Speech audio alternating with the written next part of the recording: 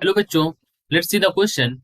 Consider a 20 watt bulb emitting light of wavelength 5000 Armstrong and shining on a metal surface kept at a distance 2 meter. Assume that the metal surface has work function of 2 electron volt and that each atom on the metal surface can be treated as a circular disk of radius 1.5 Armstrong. तो यहाँ पर question में है कि 20 what bulb है जो कि light दे रहा है, उसका वेवलेंथ है 5000 angstrom and it is shining on a metal surface, और जो मेटल सरफेस है वो 2 मीटर की दूरी पर रखा गया है। मेटल सरफेस जो है उसका वर्क फंक्शन है 2 इलेक्ट्रॉन वोल्ट, और each atom on that metal surface it can be treated at a like a circular disc, और उसका रेडियस होगा 1.5 angstrom. This is the radius of the circular disc.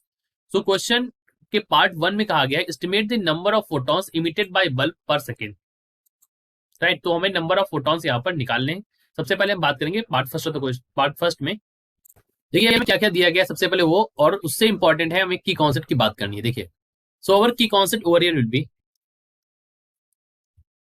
देखिए अगर हमें नंबर ऑफ फोटॉन्स निकालने हैं so we can find number of photon by using the concept that the n dash is equal to d n by d t, right, and that is equal to p by e, यानी कि P by ई हो जाएगा number of electron, और ई की value क्या होती है H C by lambda, right.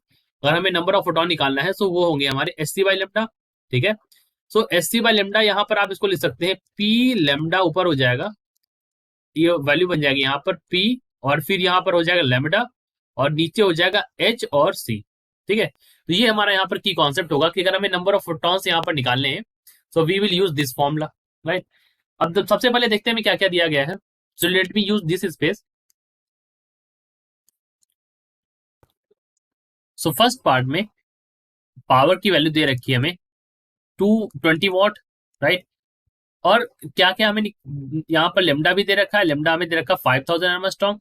सो 5000 एर्मस्ट्रॉन्ग को मैं बदल सकता हूँ 5000 इंटू 10⁻⁻10, ठीक है। सो 10⁻⁻7 हो जाएगा। So let me write it in this form, broad form. और स्मॉल डी की वैल्यू यहाँ पर कितनी है 2 मीटर है। वर्क फंक्शन यानी कि फाइव की वैल्यू यहाँ पर 2 इलेक्ट्रॉन वोल्ट है, और रेडियस कितना दे रखा है 1.5 एर्मस्ट्रॉन्ग, यानी कि 1.5 इंटू 10⁻⁻10 मीटर। तो अगर मैं यहाँ पर निकालू सो एन डैश की वैल्यू क्या हो जाएगी, N dash is equal to यहाँ से हो जाएगा P lambda by H C, ये वैल्यू हो गई हमारी यहाँ पर एन डैश की। यहाँ पर देखिए पी हमारा क्या है, पी की वैल्यू यहाँ पर दे रखी पावर हो जाएगा हमारा, ठीक है। E is equal to S C by P होता है, okay, S C by lambda और इंटू पी, तो ये हमारी वैल्यू यहाँ पर आ गई, ठीक है। तो यहाँ पर मैंने निकाल दिया N dash is equal to P lambda by S C, और ये वैल्यू हो गई यहाँ पर। अब जानते हैं पावर, और यहाँ पर क्या है लेमडा की वैल्यू रखनी है, so lambda is equal to क्या है 5000 इंटू 10⁻⁻10। इस फॉर्म में इसलिए रख रहे हैं ताकि इसको सॉल्व करने में इजी रहेगा। और एच की वैल्यू है 6.62 into 10⁻34। This is the value of Planck's constant. यहाँ पर जो है that is Planck's constant, right. और प्लैंक्स कांस्टेंट की जो वैल्यू है वो हमने यहाँ पर नीचे लिख दी है आपके लिए, ठीक है। और आप इसमें मल्टीप्लाई करेंगे सी 3 इंटू 10⁸ को यहाँ पर मल्टीप्लाई करेंगे, तो आप अगर इसको सॉल्व करेंगे तो वैल्यू यहाँ से आ जाएगी, देखिए ये वैल्यू अराउंड आ जाएगी N dash is equal to 5 into 10⁻19 per second. इतने हमारे जो होंगे फोटॉन्स इमिटेड पर सेकेंड की वैल्यू जो है वो हमारी इतनी हो जाएगी 5 इंटू 10⁻19 पर सेकेंड, राइट। सो ये तो हमारा हो गया पार्ट 1 का आंसर हो गया यहाँ पर। Now we will move on to second part of the question. So part 2 में कहा गया will there be photoelectric emission, क्या यहाँ पर फोटो इलेक्ट्रिक एमिशन पॉसिबल होगा। देखिए फोटो इलेक्ट्रिक एमिशन के लिए जो इंपॉर्टेंट कंडीशन है वो है हमारी यहाँ पर वर्क फंक्शन, ठीक है। और सेकंड पार्ट में अगर आप एनर्जी निकालें तो energy of incident photon E is equal to क्या निकलेगा, ई इज इक्वल टू होगा एच सी बाई लेमडा, ठीक है। तो यहां पर आप रखेंगे value, so you will get the value as 6.62 into 10⁻34 और 3 into 10⁸ divide by lambda, lambda is equal to 5000 into 10⁻10 divide by, इसको मैं जो इलेक्ट्रॉन वोल्ट में कर लेता हूं, सो 1.6 इंटू 10⁻19।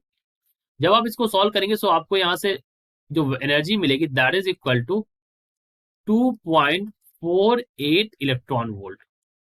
अब अगर आप देखें तो ये जो एनर्जी है it is greater than 2 electron volt, okay, this energy is greater than 2 electron volt. और 2 इलेक्ट्रॉन वोल्ट हमारा क्या है, this is the work function of the metal surface, 2 electron volt is the work function of metal surface. ठीक है, ये हमारा क्या है, this is the work function of the metal surface, this 2 electron volt. So ये इससे बड़ा है, यानी कि जो हमारी एनर्जी है इट इज ग्रेटर देन 5 यहाँ पर। अब अगर 5 से बड़ी है सो यहाँ पर फोटो इलेक्ट्रिक एमिशन होगा, so hence we can say that hence photoelectric emission will take place. Photoelectric emission takes place, right. तो ये हमारा हो गया पार्ट 2 का आंसर, यहाँ पर फोटो इलेक्ट्रिक एमिशन होगा। So yes, okay. Now we will move on to part 3 of the question. So part 3 of the question says that how much time would be required by the atomic disk to receive energy that is equal to work function, और ये कितना 2 electron volt work function को करने के लिए कितना time यहाँ पर रिक्वायर्ड होगा, राइट। सो हमें यहाँ पर टाइम की वैल्यू निकाली, डेल्टा टी निकालना है हमें यहाँ पर। सो हमें डेल्टा टी निकालना है, सो वी कैन से, देखिए आप यहाँ पर ये डायग्राम देखें। So this is the diagram figure for the atomic disc, right. तो हम मानते हैं डेल्टा टी जो है हमारा ये टाइम रिक्वायर्ड है, राइट।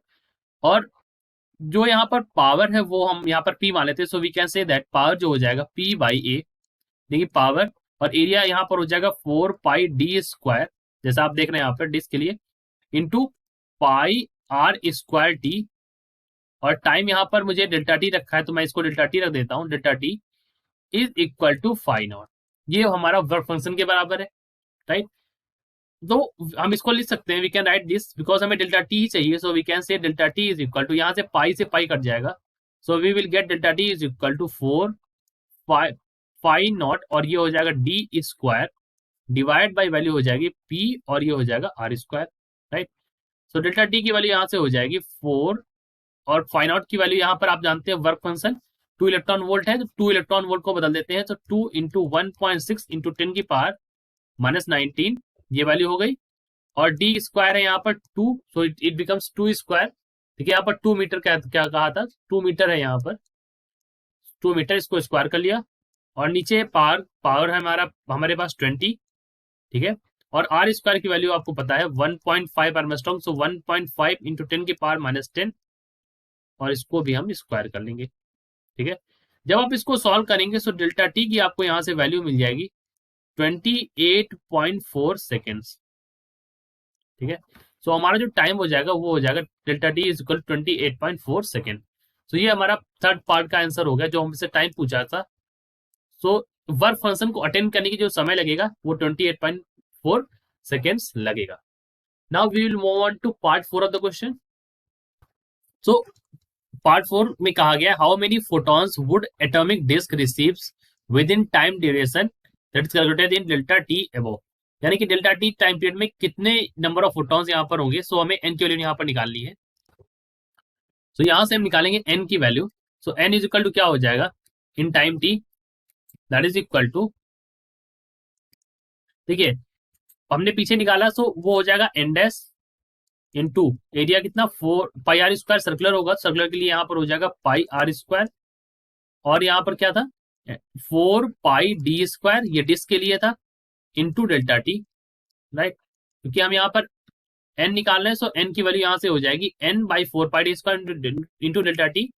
सो एन हमारा यहाँ पर क्या है, N is number of photons, जो हमसे क्वेश्चन में कहा गया निकालने के लिए। So this is the number of photons, ठीक। अब मैं इसको मल्टीप्लाई इसलिए करा रहा हूँ, देखिए एन डैश जो है वो हमारे यहाँ पर जो पहले वैल्यू आई थी एन डैश है, और ये हो गया πr² बाई 4πd², ये डिस्क जो हमारा डिस्क है एटॉमिक डिस्क उसके लिए, और टाइम डेल्टा टी है यहाँ पर। अब अगर आप इसको सॉल्व करें तो यहाँ से आपको वैल्यू मिल जाएगी, you will get value that n is equal to n dash, यहाँ आपको मिलेगा r² delta T by 4d², that is equal to n dash की वैल्यू आपको पता है 5 इंटू 10 की पावर 19, राइट। ये वैल्यू हमारी पहले आ चुकी है, नंबर ऑफ फोटॉन्स यहाँ पर पहले आ चुके हैं हमारे। Part first of the question, जो क्वेश्चन था उसका आंसर है ये। और उसके बाद हमने r² की वैल्यू रखनी है, सो 1.5 इंटू 10 की पावर -10, इसका स्क्वायर किया, डेल्टा टी की वैल्यू आपकी आ चुकी है पार्ट 3 में। सो वो हमारी आई है 28.4 डिवाइड बाई 4d², तो डी की वैल्यू आपको पता है 2 मीटर है, क्वेश्चन में दे रखी है 2 मीटर, और इसका स्क्वायर कर देंगे। जब आप इसको यहाँ पर सॉल्व करोगे तो n इज इक्वल टू क्या आ जाएगा, सो n इज इक्वल टू आ जाएगा यहाँ पर 2, right. So we can say that now we will move on to part fifth of the question. So part fifth में कहा गया कि can you explain how photoelectric effect was observed instantaneously, right? तो इसके बारे में बात करनी कि फोटोइलेक्ट्रिक इफेक्ट इंस्टेंटेनियसली कैसे होता है, इतनी जल्दी कैसे होता है। देखिए यहाँ पर जो फोटोइलेक्ट्रिक इफेक्ट होता है वो बहुत ही जल्दी होता है, बिकॉज वो 10⁻⁹ सेकेंड तक का उसका ड्यूरेशन होता है। इतनी देर में जो फोटोन होता है वो एक इलेक्ट्रॉन को जो होता है वो एक इलेक्ट्रॉन यहाँ से फ्री होता है, ठीक है। So there is a oscillation between incident photon and free electron on the emitter surface, and this oscillation remains for only 10⁻⁹ seconds. So this is a very small time interval, 10⁻⁹ second. So हम कह सकते हैं that so in photoelectric emission there is an oscillation between the incident photon and free electron, right, of the metal surface, and this oscillation last for very short interval, that is 10⁻⁹ second. ये बहुत ही थोड़ी देर के लिए होता है, 10⁻⁹ second ये बहुत ही छोटा टाइम है यहाँ पर, okay. It is a very small time interval, so it lasts for only this much of time interval, hence we can say that photoelectric emission is instantaneous, right? The term instantaneous means that there is no time lag. Let me tell you this, the meaning of this term, why we use this term. Actually यहाँ पर जो time lag है वो बहुत कम होता है और नहीं के बराबर होता है, so we can say that there is no time lag, no time lag. ये यहाँ पर इसका मतलब है, क्योंकि टाइम जो है वो बहुत कम है तो हमें टाइम लैग यहाँ पर फील नहीं होता है, so it is instantaneous. So I hope you understood it well. All the best.